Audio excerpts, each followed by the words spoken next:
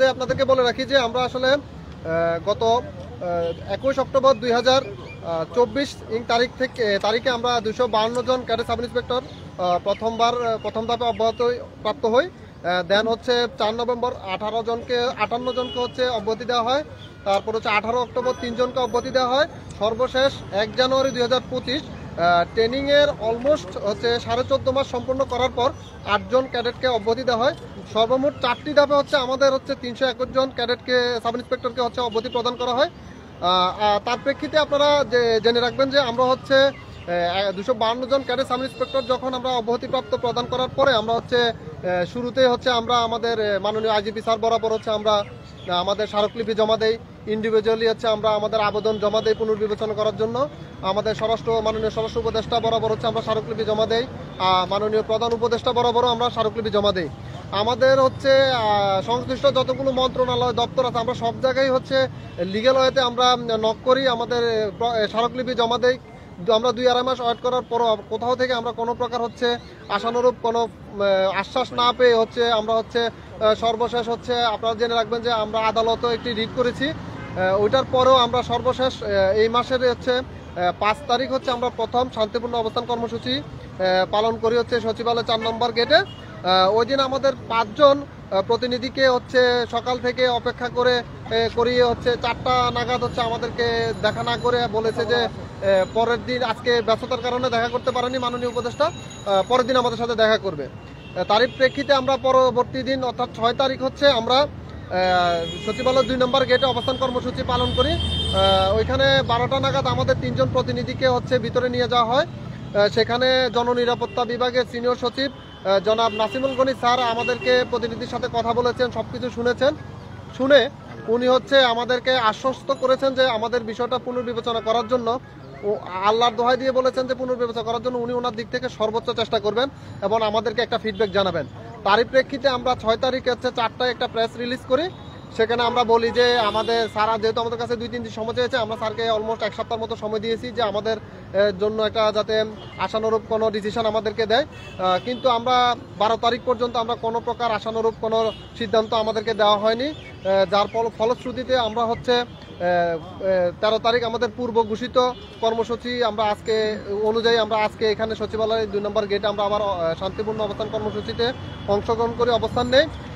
আজকেও আমরা যতটুকু আমরা জানতে পেরেছি যে আমাদের বিষয়ে একটা সিদ্ধান্ত হওয়ার কথা ছিল, কিন্তু এখন অলমোস্ট হচ্ছে 3:30টা গড়িয়ে গেছে, কিন্তু আমাদেরকে হচ্ছে এখনো পর্যন্ত কোনো সিদ্ধান্ত আমাদেরকে জানানো হয়নি। যার প্রেক্ষিতে হচ্ছে আমরা এখন আপনাদের মাধ্যমে আমরা জানাতে চাই যে আমাদের পরবর্তী কর্মসূচি কি হবে। আমি শুরু করছি। বাংলাদেশ পুলিশের 40তম ক্যাডেট সাব ইন্সপেক্টর বেসের চলমান ট্রেনিং থেকে অন্যায়ভাবে অব্যাহতি প্রদানের প্রতিবাদ ও চাকরিতে পুনর্বহালের দাবিতে আমরা 321 জন সাব ইন্সপেক্টর গত 5 ও 6 জানুয়ারি স্বরাষ্ট্র মন্ত্রণালয়ের সামনে শান্তিপূর্ণ অবস্থান কর্মসূচি পালন করি। আমাদের একটি প্রতিনিধি দলের সাথে মাননীয় স্বরাষ্ট্র সচিব মহোদয় দেখা করে আমাদের দাবির বিষয়ে যথাযথ ব্যবস্থা নেওয়ার আশ্বাস প্রদান করেন। এখন পর্যন্ত আমাদের বিষয়ে কোনো দৃশ্যমান পদক্ষেপ না দেখতে পাওয়ায় আমরা সবাই 321 জন আজ 13 জানুয়ারি সকাল থেকে স্বরাষ্ট্র মন্ত্রণালয়ের সামনে শান্তিপূর্ণ অবস্থান কর্মসূচি পালন করেছি। সকাল থেকে অপেক্ষা করেও এখন পর্যন্ত যথাযথ কর্তৃপক্ষের কোনো সুনির্দিষ্ট আশ্বাস না পাওয়ায় আমরা আমাদের পরবর্তী কর্মসূচি হিসেবে চাকরিতে পুনর্বহাল না করা পর্যন্ত এখন থেকে আমরণ কর্মসূচি পালন করার সিদ্ধান্ত নিয়েছি। এটা আমাদেরকে পুনর্বহাল না করা পর্যন্ত আমরা আমাদের এই কর্মসূচি অব্যাহত রাখবো। অর্থাৎ এখন থেকে আপনাদের প্রেস রিলিজ শেষ হওয়ার পর থেকে আমরা আমরণ অনশন কর্মসূচিতে অবস্থান করব। এটাই হচ্ছে আমাদের পক্ষ থেকে পরবর্তী কর্মসূচির সিদ্ধান্ত।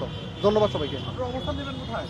আমরা সচিবালয় যেখানে অবস্থান করতেছি এখনো পর্যন্ত আমরা এখানেই আমরণ কর্মসূচির এই জায়গাটাতেই আমরা আমরণ কর্মসূচি অবস্থান করব, সচিবালয় 2 নম্বর গেট।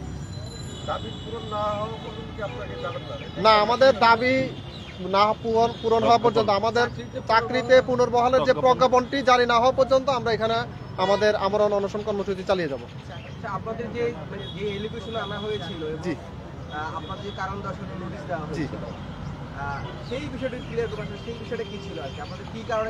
আসলে আপনারা সবাই হয়তো অনেকে অবগত আছেন বিষয়টাতে, আমরা বারবার হচ্ছে মিডিয়াতে আমরা বিষয়গুলো অবগত করেছি। আসলে যে ঘটনাটা সূত্রপাত সেটা হলো অক্টোবরের 1 তারিখ 2024 হচ্ছে 40তম এএসপি প্রফেশনালদের পাসিং আউট প্যারেডের প্র্যাকটিস চলতেছিল।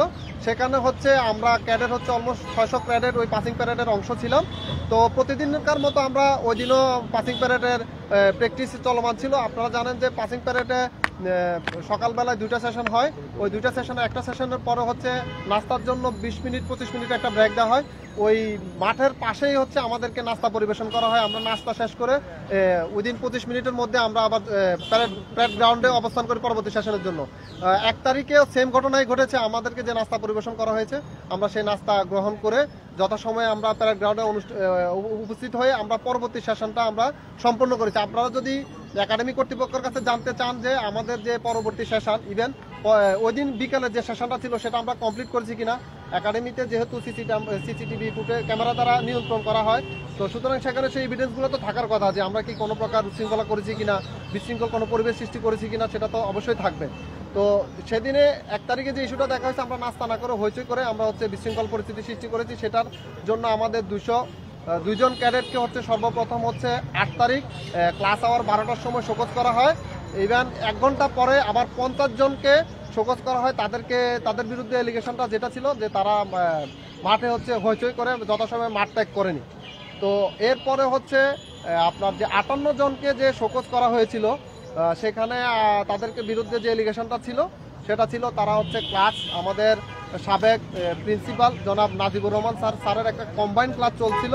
ওই ক্লাসে তারা ঠিকভাবে না বসে ক্লাসে হচ্ছে হইচই করে ক্লাসের বিশৃঙ্খল পরিস্থিতি সৃষ্টি করেছিল। কিন্তু আপনারা জানেন যে আমাদের সম্মানিত সাবেক প্রিন্সিপাল জনাব Najibur Rahman sir print media বা মিডিয়াতে উনি ওনার বক্তব্য দিয়েছেন, যেখানে উনি বলেছেন যে আমার ক্লাসে কোনো প্রকার বিশৃঙ্খল পরিবেশ তৈরি হয়নি, আমার ক্লাসটা খুবই সুন্দর সুশৃঙ্খলভাবে হয়েছে, সবাই মনোযোগী হয়ে আমার ক্লাসটা আনন্দের সহিত গ্রহণ করেছে।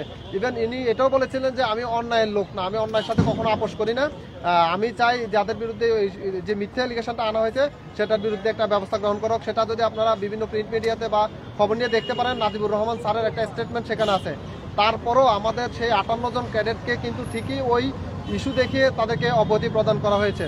তার পরবর্তীতে 18 অক্টোবর যদি আপনারা দেখেন 3 জন ক্যাডেটকে ক্লাসে যাওয়ার সময় ঠিকভাবে হাঁটেনি, মার্চ করে হাঁটেনি দেখে ওদেরকে ওই ইস্যু দেখিয়ে ওদেরকে হচ্ছে অবধি দেওয়া হয়েছে। সর্বশেষ হচ্ছে আপনার 1 জানুয়ারি যে 8 জনকে অবধি দেওয়া হয়েছে অলমোস্ট 14.5 মাস ট্রেনিং সম্পন্ন করার পরে, যেখানে একাডেমির 125 বছরের ইতিহাসে কখনো এরকম কোনো ঘটনা ঘটেনি যে 1 বছরের ট্রেনিং 14.5 মাসে গিয়ে পৌঁছিয়েছে।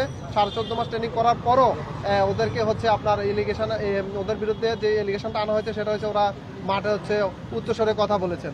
তো আসলে এই বিষয়গুলো যদি আপনাদেরকে আমি আমার দিক থেকে বলি, সেটা হচ্ছে এইসব অভিযোগগুলোর আসলে কোনো সত্যতা নেই, কোনো প্রাসঙ্গিকতা বা কোনো যৌক্তিকতা নেই। গত 5 তারিখ 6 তারিখ আমরা 2 দিনই অবস্থান কর্মসূচি পালন করেছি এখানে। আজকে 13 তারিখ হচ্ছে আমরা 3য় দিনের মতো শান্তিপূর্ণ অবস্থান কর্মসূচি পালন করেছি। সেখানে এখন পর্যন্ত মানে আমরা কোনো প্রকার অপ্রীতিকর কোনো ঘটনার সাথে আমরা জড়িত হইনি।